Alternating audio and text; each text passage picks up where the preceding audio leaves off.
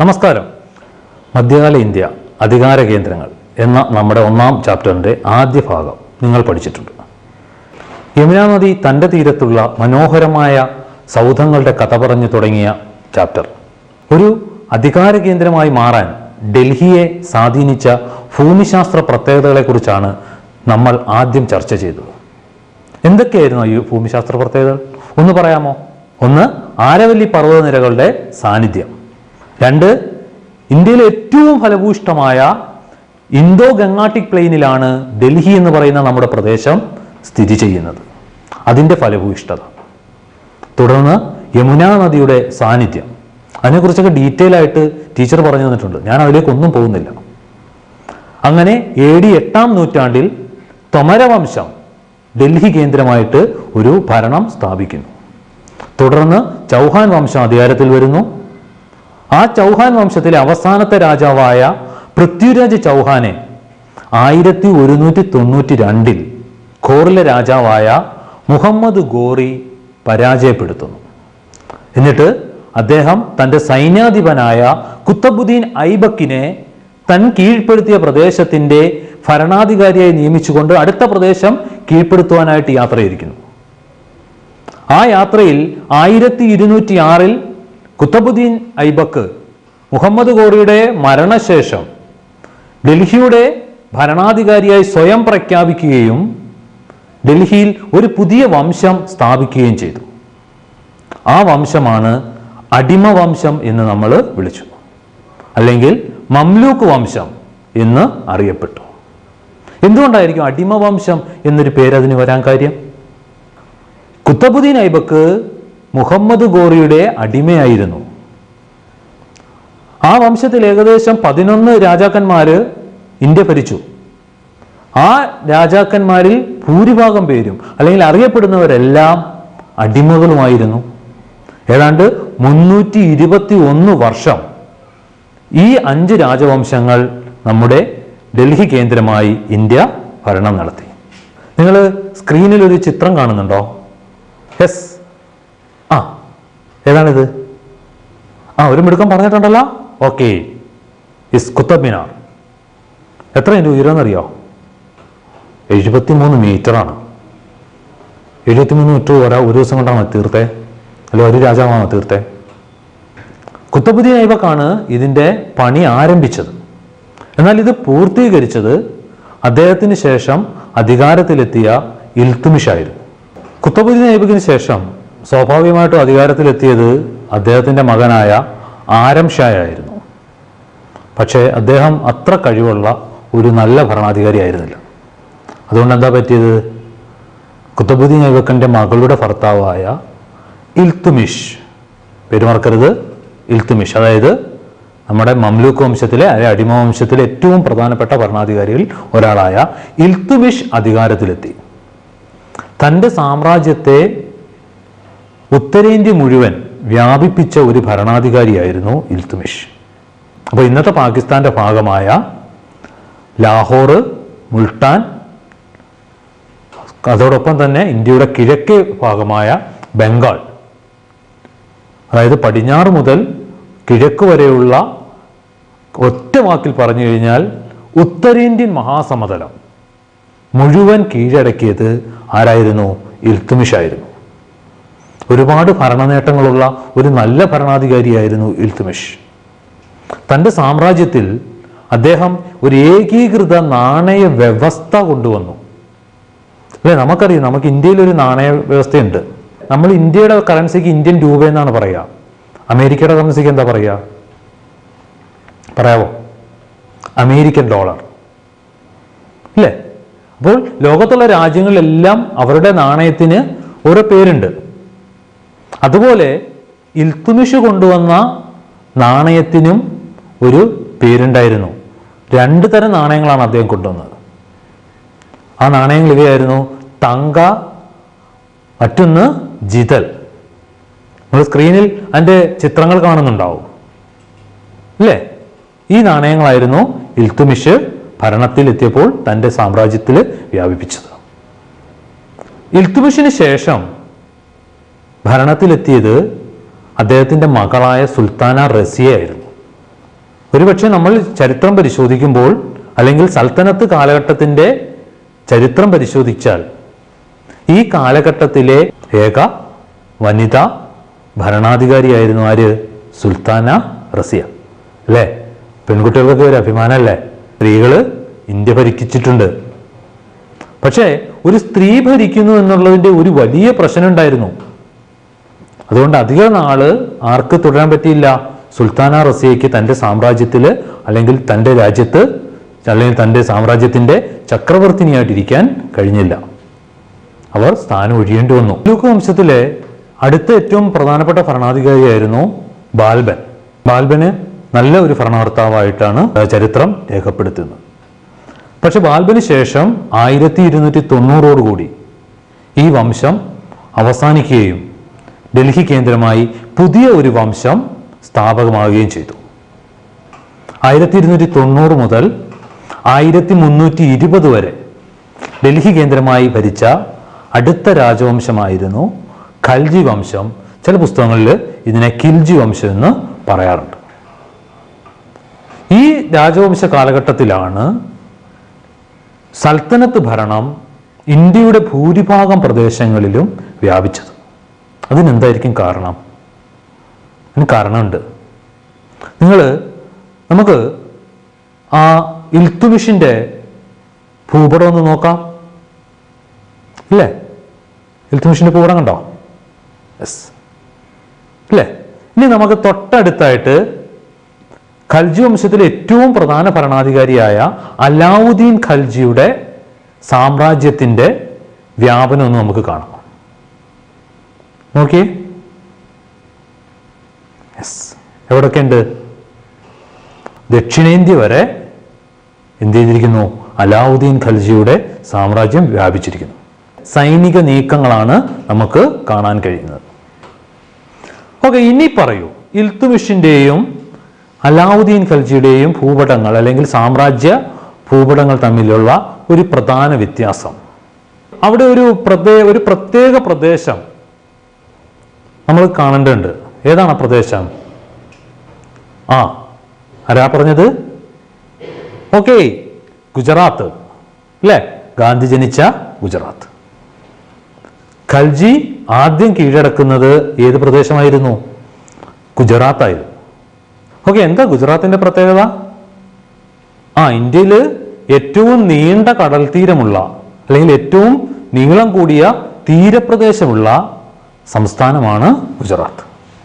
സ്വാഭാവികമായിട്ട് ഇത്രയും തീരപ്രദേശങ്ങളുള്ളത് കൊണ്ട് അവിടെ എന്തുണ്ടാവും? തുറമുഖങ്ങളുടെ എണ്ണവും കൂടുതലായിരിക്കും. അപ്പോൾ ഈ തുറമുഖങ്ങൾ വഴി അലാവുദ്ദീൻ ഖൽജി ഇറാഖിൽ നിന്ന് മുന്തിയ ഇനം കുതിരകളെയും വെടിക്കോപ്പുകളെയും, അല്ലെങ്കിൽ ആയുധങ്ങളെയും എവിടേക്ക് ഇറക്കുമതി ചെയ്തു? തൻ്റെ രാജ്യത്തേക്ക് ഇറക്കുമതി ചെയ്തു അല്ലെ? പേർഷ്യൻ കുതിരകൾ എന്നൊക്കെ നമ്മൾ കേട്ടിട്ടുണ്ടാവും അല്ലെ? എന്താ കുതിരകളുടെ പ്രത്യേകത? നല്ല കായികശേഷിയുള്ള കുതിരകളാണ്, പെട്ടെന്നൊന്നും തളരില്ല.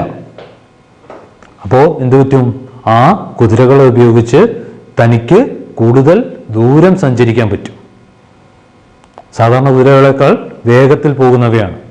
അപ്പോൾ ഇത്തരത്തിലുള്ള വേഗത്തിലുള്ള പടനീക്കം അലാവുദ്ദീൻ ഖൽജിയെ തൻ്റെ സാമ്രാജ്യം ഇന്ത്യ മുഴുവൻ വ്യാപിപ്പിക്കുന്നതിന് സഹായിച്ചു. നമുക്ക് ഭൂപടം എടുത്ത് നോക്കിക്കഴിഞ്ഞാൽ കാണാൻ കഴിയും അല്ലേ. മാപ്പ് റീഡിങ്ങുമായിട്ട് ബന്ധപ്പെട്ട് ഒരു വർക്ക് വരുന്നുണ്ട്. ആ വർക്കിൽ നമ്മൾ അലാവുദ്ദീൻ ഖിൽജിയുടെ സാമ്രാജ്യത്തെക്കുറിച്ച് നമ്മൾ കൂടുതലായിട്ട് ഡിസ്കസ് ചെയ്യും. നിങ്ങൾ ഡിസ്കസ് ചെയ്യണം. സൽത്തനത്തൊന്ന് തീരുമ്പോൾ നമ്മളൊരു എക്സ്ട്രാ വർക്കായിട്ട് നമ്മൾ തരും. ഖൽജി വംശത്തിന് ശേഷം 1321 ഭരണം ആരംഭിച്ച രാജവംശമായിരുന്നു തുഗ്ലക്ക് വംശം. ഗിയാസുദ്ദീൻ തുഗ്ലക്ക് ആയിരുന്നു ഈ വംശം സ്ഥാപിച്ചത്. അദ്ദേഹത്തിന് ശേഷം അധികാരത്തിലെത്തിയ മുഹമ്മദ് ബിൻ തുഗ്ലക്കാണ് ഈ വംശത്തിലെ ഏറ്റവും പ്രഗത്ഭനായ ഭരണാധികാരി. ഏറ്റവും നല്ല ഭരണാധികാരിയാണെങ്കിലും മുഹമ്മദ് ബിൻ തുഗ്ലക്കിനെ നമ്മൾ അറിയപ്പെടുന്നത് ദ വൈസിയസ്റ്റ് ഫൂൾ, ബുദ്ധിമാനായ വിഡ്ഢിയെന്നാണ്.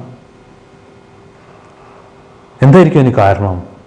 അദ്ദേഹത്തിൻ്റെ ചില ആശയങ്ങൾ ഏറ്റവും നല്ല ആശയങ്ങളായിരുന്നു, പക്ഷേ അത് നിശേഷം പരാജയപ്പെട്ടു. അത്തരത്തിലൊരാശയമായിരുന്നു തൻ്റെ രാജ്യത്തിൻ്റെ തലസ്ഥാനം മാറ്റാനുള്ള തീരുമാനം അല്ലേ. വലിയൊരു സാമ്രാജ്യത്തിൻ്റെ അദ്ദേഹം വിചാരിച്ചു, വലിയൊരു സാമ്രാജ്യത്തിൻ്റെ ഒരറ്റത്ത് കിടക്കുന്ന ഡൽഹിയിലിരുന്ന് ഭരിക്കുന്നതിനേക്കാൾ നല്ലത് സാമ്രാജ്യത്തിൻ്റെ മധ്യഭാഗത്തുള്ള ഒരു പ്രദേശത്തിരുന്ന് ഭരിച്ചാൽ കൂടുതൽ ശ്രദ്ധ കിട്ടുമെന്ന് അദ്ദേഹം കരുതി. സോ അതുകൊണ്ട് എന്ത് പറ്റി? അദ്ദേഹം തൻ്റെ തലസ്ഥാനത്തെ ഡൽഹിയിൽ നിന്ന് ദേവഗിരി, അതിന് അദ്ദേഹം ദൗലത്താബാദ് എന്നൊരു പേര് നൽകി. ആ ദൗലത്താബാദിലേക്ക് എന്ത് നട്ടു? പറിച്ചു നടാനാണ് ശ്രമിച്ചത്. അവിടുത്തെ ജനങ്ങൾ ഉൾപ്പെടെ എവിടേക്ക് പോകണം? ദൗലത്താബാദിലേക്ക് പോകണം. കിലോമീറ്ററുകൾ ദൂരെയുള്ള ദൗലത്താബാദ്, ഇന്നത്തെ അത്രയും യാത്രാ സൗകര്യങ്ങളില്ലാത്ത സമയം.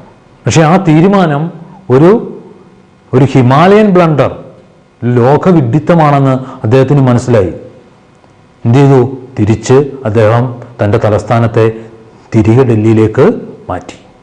ഏതാണ്ട് 92 വർഷം ഡൽഹി കേന്ദ്രമാക്കി ഭരിച്ചിരുന്ന രാജവംശമായിരുന്നു തുഗ്ലക്ക് വംശം.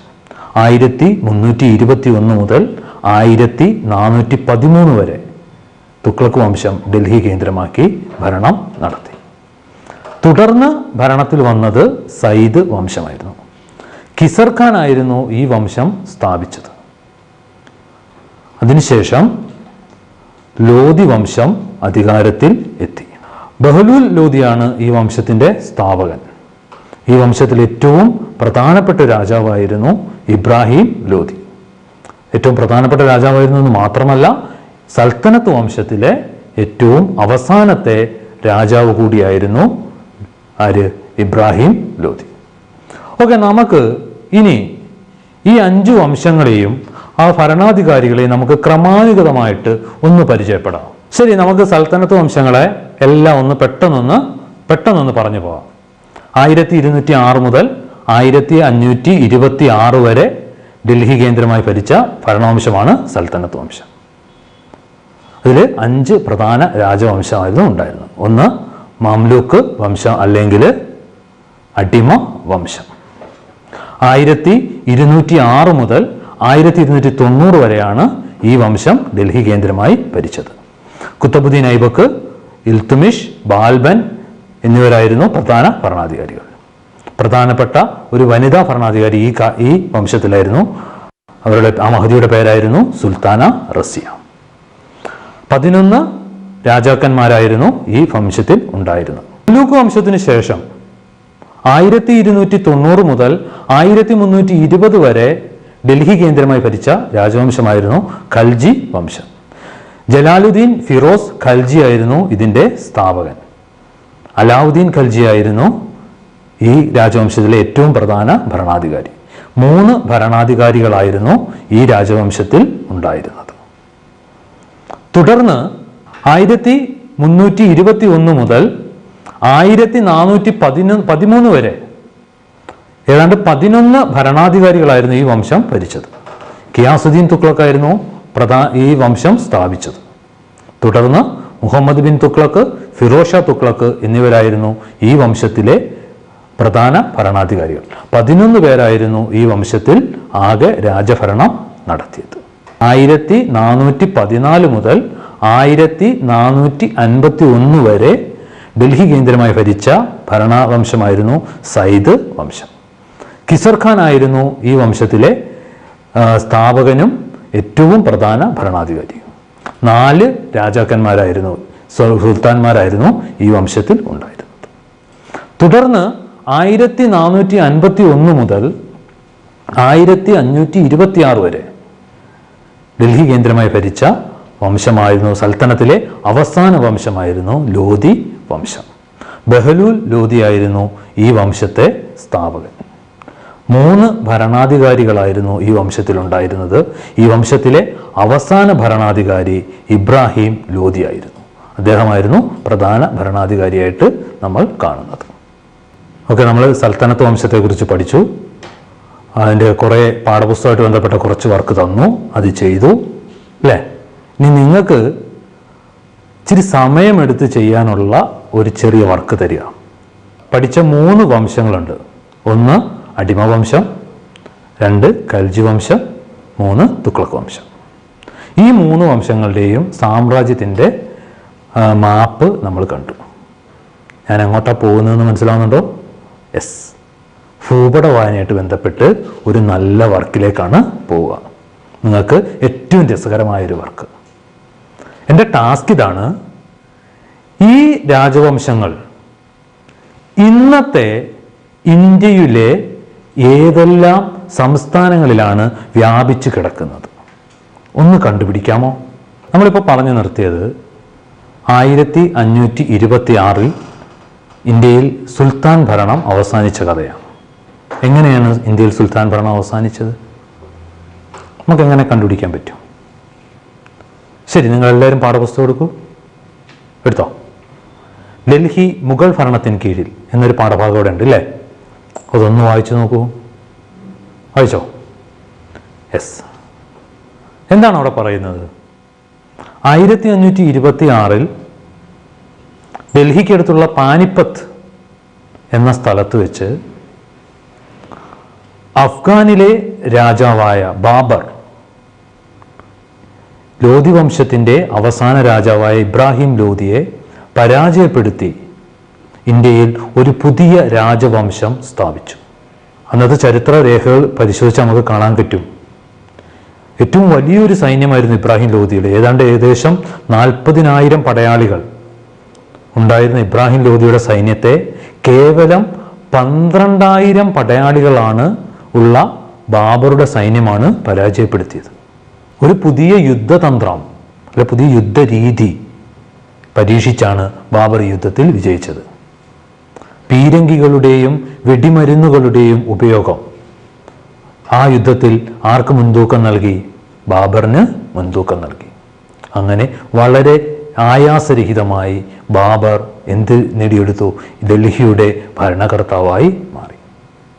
നമ്മൾ ഇന്ത്യയുടെ ചരിത്രം പരിശോധിക്കുമ്പോൾ ഇന്ത്യയിൽ ഏറ്റവും കൂടുതൽ കാലം 1526 ഭരണം തുടങ്ങി നമ്മുടെ 1ാം സ്വാതന്ത്ര്യ സമരം വരെ 1857 ബ്രിട്ടീഷ് ഭരണത്തിന് കീഴിനെതിരെ നമ്മൾ നടത്തിയ 1ാം സ്വാതന്ത്ര്യ സമരം വരെ ഏകദേശം 331 വർഷം മുഗൾ ഭരണം ഇന്ത്യയിൽ നിലനിന്നിരുന്നു. ഇനി ഈ ഭരണത്തിലെ ഏറ്റവും പ്രധാനപ്പെട്ട രാജാക്കന്മാർ ആരൊക്കെയാണെന്ന് നമുക്കൊന്ന് നോക്കാം അല്ലേ. അവിടെ ഒരു ടൈം ലൈൻ നമ്മൾ കാണുന്നുണ്ട് പാഠപുസ്തകത്തിൽ. ഒന്ന് ശ്രദ്ധിക്കൂ അല്ലേ. ആരൊക്കെയാണ്? ഒന്നാമത് ബാബർ, രണ്ടാമത് ഹുമയൂൺ. ഹുമയൂണിൻ്റെ താഴെ ഒരു വിഷയം കണ്ടോ? എന്താണ്? അവിടെ ഒരു വർഷം ബ്രേക്ക് ചെയ്തിരിക്കുന്നു അല്ലേ. 2 വർഷം കാണിച്ചിരിക്കുന്നു. അതെന്താണെന്ന് നമുക്ക് പറയാം. ഹുമയൂണിന് ശേഷം അക്ബർ, അതിനുശേഷം ജഹാംഗീർ, ഷാജഹാൻ, ഔറംഗസീബ്. ഈ 6 പേരായിരുന്നു മുഗൾ സാമ്രാജ്യത്തിലെ ഏറ്റവും പ്രഗത്ഭരായ ഭരണാധികാരികൾ. ഹുമയൂണിൻ്റെ ഫ്ലോ ചാർട്ട് നമ്മൾ കാണുമ്പോൾ അവിടെ ഒരു ചെറിയ ബ്രേക്ക് നമ്മൾ കാണുന്നുണ്ട്. 1540 മുതൽ 1555 വരെയുള്ള കാലഘട്ടം. 1540 ബംഗാൾ കേന്ദ്രീകരിച്ച് ഭരിച്ച ഷേർഷാ സൂരി എന്ന ചക്രവർത്തി ഹുമയൂണിനെ പരാജയപ്പെടുത്തി ഡൽഹിയുടെ ഭരണകർത്താവായി മാറി.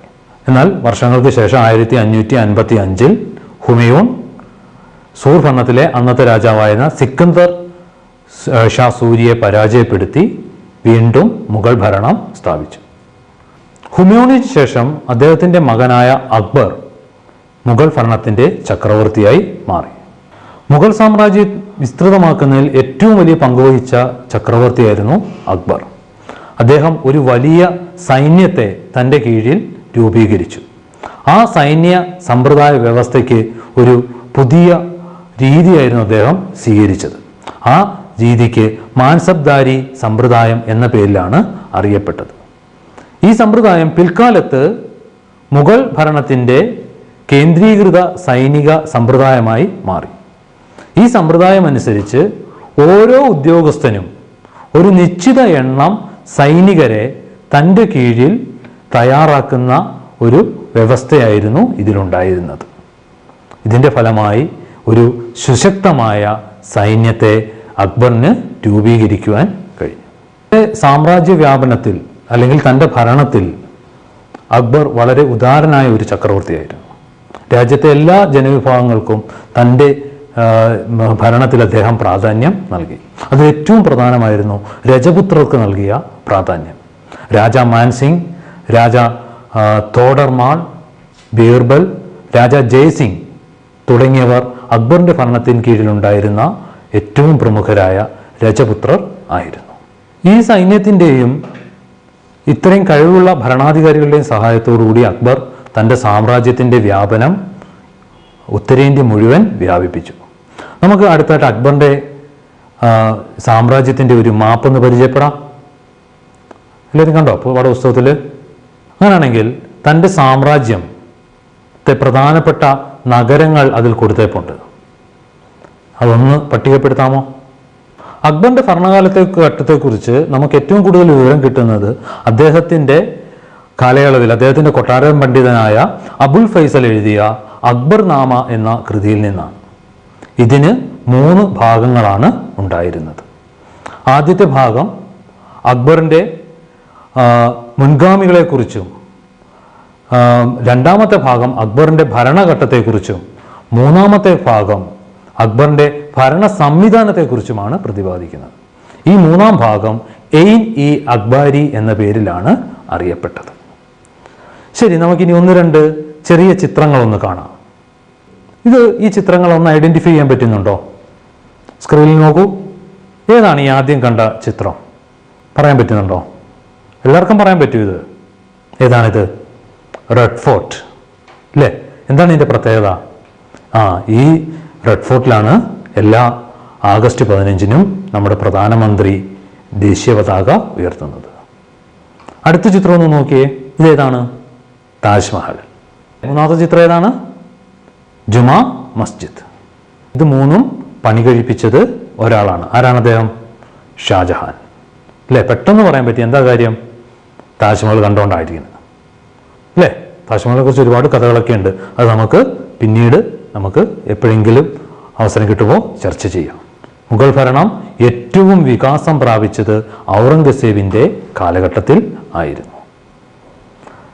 നമ്മുടെ ദക്ഷിണ ഇന്ത്യ വരെ ഉള്ള പ്രദേശങ്ങൾ ഔറംഗസേബിൻ്റെ ഭരണത്തിന് കീഴിൽ ആയിരുന്നു. ഔറംഗസേബിന് ശേഷം വന്ന മുഗൾ ചക്രവർത്തിമാർ പൊതുവെ ദുർബലരായിരുന്നു. എന്നാലും മുഗൾ ഭരണം 1857 വരെ ഇന്ത്യയിൽ തുടർന്നു. ചർച്ച ചെയ്ത പാഠഭാഗമായിട്ട് ബന്ധപ്പെട്ട് മുഗൾ ഭരണത്തെക്കുറിച്ച് നമുക്ക് 3 വർക്ക് നമുക്ക് ചെയ്യാം. ഒന്ന്, ഒരു പദസൂര്യൻ. മുഗൾ ഭരണകാലത്തിലെ പ്രധാനപ്പെട്ട ഭരണാധികാരികളെ ഐഡൻറ്റിഫൈ കണ്ടെത്തുന്ന ഒരു പദസൂര്യൻ തയ്യാറാക്കാം. അതിൻ്റെ പദസൂര്യൻ്റെ മാതൃക നമ്മൾ ഡിസ്പ്ലേ ഉണ്ട്. ആ ഡിസ്പ്ലേ വെച്ചിട്ട് ചെയ്യാം. 2 വർക്ക് എന്ന് വെച്ചാൽ, ഒന്ന്, പ്രധാനപ്പെട്ട മുഗൾ ചക്രവർത്തിമാരുടെയും അവരുടെ നിർമ്മിതികൾ ഉൾക്കൊള്ളിച്ചുകൊണ്ടിട്ട് എന്ത് തയ്യാറാക്കണം? ഒരു ആൽബം തയ്യാറാക്കാം. അതോടൊപ്പം തന്നെ അക്ബറിൻ്റെയും ഔറംഗസേബിൻ്റെയും സാമ്രാജ്യങ്ങൾ ഭൂപട വായനയായിട്ട് ബന്ധപ്പെടുത്തി ഇന്ന് ഇന്ത്യയുടെ ഏതൊക്കെ സംസ്ഥാനങ്ങളിലാണെന്ന് നമുക്ക് ഒന്ന് കണ്ടുപിടിക്കാം. അപ്പം ഇത്രയും കാര്യങ്ങളാണ് ഈ ഭാഗമായിട്ട് ബന്ധപ്പെട്ട് ചെയ്യാവുന്ന പ്രവർത്തനങ്ങൾ. നമ്മൾ ഇതുവരെ ചർച്ച ചെയ്തത് ഡൽഹി കേന്ദ്രമാക്കി ഭരണം നടത്തിയ ഭരണകർത്താക്കളെ കുറിച്ചാണ്. ഇതേ കാലഘട്ടത്തിൽ ഇവർ മാത്രമായിരുന്നു ഭരണം നടത്തിയത്? അല്ല, മറ്റു ചില രാജവംശങ്ങൾ കൂടി ഇന്ത്യയിലുണ്ടായിരുന്നു. ആ രാജവംശങ്ങളെക്കുറിച്ച് നമുക്ക് ഇനി വരുന്ന ക്ലാസ്സുകളിൽ വിശദമായി ചർച്ച ചെയ്യാം.